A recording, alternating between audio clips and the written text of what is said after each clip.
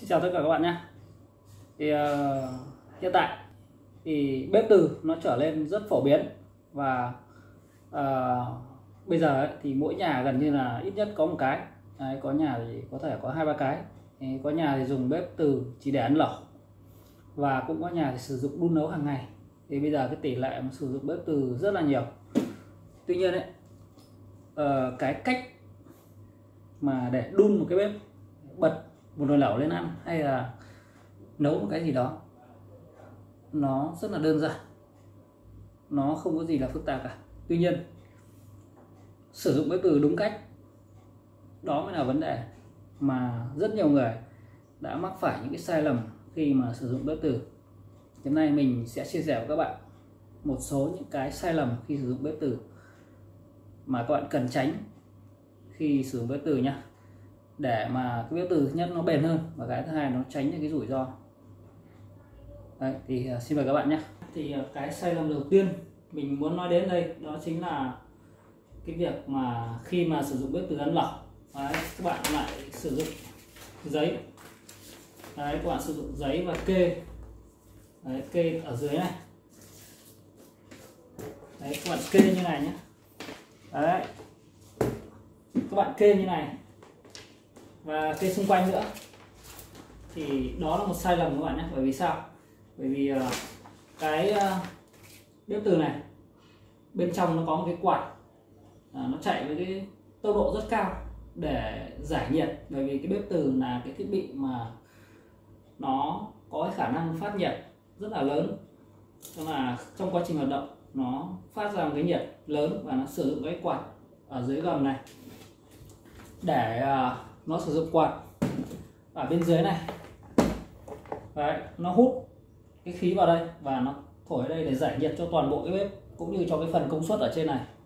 Đấy, cái phần tản nhiệt này là rất lớn, cho nên khi mà các bạn kê những cái tấm mỏng như là giấy ở đây thì khi các bạn chạy lên nó sẽ hút cái giấy vào đây, nó sẽ hút và nó làm cản đi 70-80% cái phần gọi là hút khí vào. Do đó thì nó không có cái không khí để mà giải nhiệt cho cái phần công suất cũng như là cái mặt bếp. Đấy, thì cái bếp nó rất nhanh hỏng bởi vì nó nóng và có thể là các bạn đang ăn dở bữa lẩu, nó có thể báo lỗi và dừng, báo lỗi vì nhiệt độ quá cao. Đấy, thì các bạn cái giải pháp khắc phục là các bạn đừng có kê như thế này, và nếu có kê thì sử dụng các cái tấm cứng. Đấy, cứng để làm sao mà nó không hút vào được các bạn. Nó vẫn có cái khe hở ở dưới cái lưng bếp này để nó hút toàn bộ khí, nó thổi ra ngoài. Thì đấy là cái sai lầm thứ nhất. Đấy. Còn cái sai lầm thứ hai mà cũng rất hay gặp phải đó chính là cái bếp từ như này, và khi các bạn đang nấu, các bạn sau khi mà bật lên ăn lẩu, ăn xong thì đấy, các bạn bật lên, đấy, thì bếp từ nó hoạt động thì nó phát ra tiếng kêu như này. Và khi các bạn tắt đi, đấy, các bạn tắt bếp đi, đấy, thì các bạn thấy đấy, khi tắt bếp đi thì thường là cái quạt nó không tắt ngay nhé. Nhưng mà nhiều bạn sai lầm ở cái chỗ là rút ngay cái nguồn này ra. Tắt bếp xong cái rút luôn nguồn ra, thì đấy cũng là một sai lầm các bạn nhé. Bởi vì cái nhiệt ở trên những con công suất nó đang on, tức là nó đang rất là nóng ở bên trong này. Đấy, thì cái quạt nó phải chạy một lúc sau, khoảng độ 2 phút thì nó sẽ dừng lại, và khi cái quạt dừng lại thì các bạn mới rút nguồn ra nhé. Vì nhiều bạn là tắt đi cái rút nguồn ra luôn, thì cái này nó gây ra nóng cục bộ ở trên cái bếp này và nó om nhiệt ở bên trong, nó rất dễ chết cái phần công suất. Và về lâu dài khi sử dụng nhiều lần như thế nó sẽ om và làm hỏng các linh kiện bên trong. Thì đối với các cái bếp từ mà âm ở trên các cái bếp mà bếp đôi, bếp âm ấy, thì nó cũng như thế các bạn ấy. Nó cũng có cơ chế giải nhiệt giống như này. Đấy, các bạn thấy không? Thì nó phải mất khoảng độ 1-2 phút để nó mới dừng lại, hay là nó dừng quạt lại, thì các bạn lúc này các bạn mới thao tác rút nó ra và cái vệ sinh trên bề mặt này nó không còn nóng mấy nữa. Đấy, thì cái độ nóng ở trên này là nó không còn nhiều. thì cái bếp nó sẽ bền hơn, và cái mà hỏng linh kiện nó sẽ không xảy ra. Đấy là cái sai lầm thứ hai nhé. Thì một trong những cái vấn đề nữa của bếp từ mà mình cũng lưu ý các bạn khi mà sử dụng thì cũng tránh, đó chính là cái hướng thổi gió ra. Tức là cái quạt, bản thân cái quạt thì nó hút gió vào đây và nó sẽ thổi ra cái hướng này và hướng này. Đấy, nó sẽ thổi ra hai cái hướng này. Thì trong lúc mà chúng ta sử dụng, mà ví dụ như là vừa ăn lẩu vừa bật quạt chẳng hạn, thì các bạn chú ý là không nên để quạt nó thổi về cái hướng này nhé, nó thổi thẳng vào cái hướng này, bởi vì nó sẽ làm cản bớt cái gió từ đây ra, nó cũng có thể gây ra lỗi cái bếp từ, và cái quá trình giải nhiệt của nó cũng kém hơn bình thường.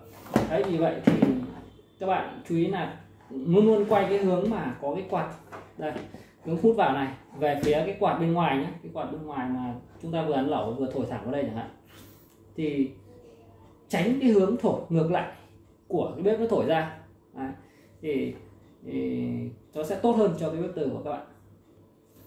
Thế còn một cái nữa đó chính là cái mà bếp âm. Bếp âm thì bây giờ cũng sử dụng rất nhiều. Thì cái bếp âm thì toàn bộ cái phần thoát nhiệt thì hầu hết các cái bếp nó được thiết kế là cái quạt nó sẽ hút ở dưới và nó thổi luôn ra ở dưới. Rất ít các cái dòng bếp nó thiết kế cái quạt thổi lên trên. Đấy, không nhiều các bạn nhé. Thì cái phần ở dưới thì đối với các cái bếp thì người ta hay đóng các cái tủ, ví dụ đóng kín các cái tủ. Thì khi mà đóng kín như vậy thì cái phần nhiệt mà nó thoát ra từ cái bếp từ ấy, ví dụ như là đóng kín như này, đấy, thì cái phần nhiệt là nó thoát ra từ bếp từ là nó sẽ không thoát ra ngoài được. Cho nên là để mà khắc phục cái vấn đề đó thì một là nếu đun nhiều, các bạn sử dụng bếp liên tục đấy, trong một cái khoảng thời gian mà tương đối một chút, vì các bạn dùng ít thì nó vẫn đủ để giải nhiệt không gian, nó vẫn đủ để giải nhiệt bên trong. Nhưng nếu như các bạn đun nhiều thì các bạn phải mở cái cánh này ra.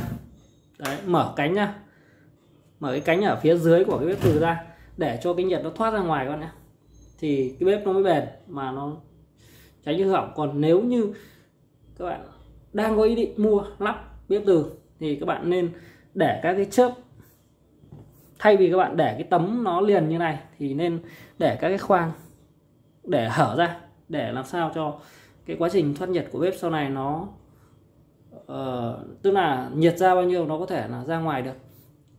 Vì cái nhiệt của bếp từ này nó rất là lớn, nó tỏa ra một cái nhiệt lượng lớn các bạn nhé. Cho nên là các bạn chú ý là một số những sai lầm như vậy thì nó có thể dẫn đến hỏng bếp.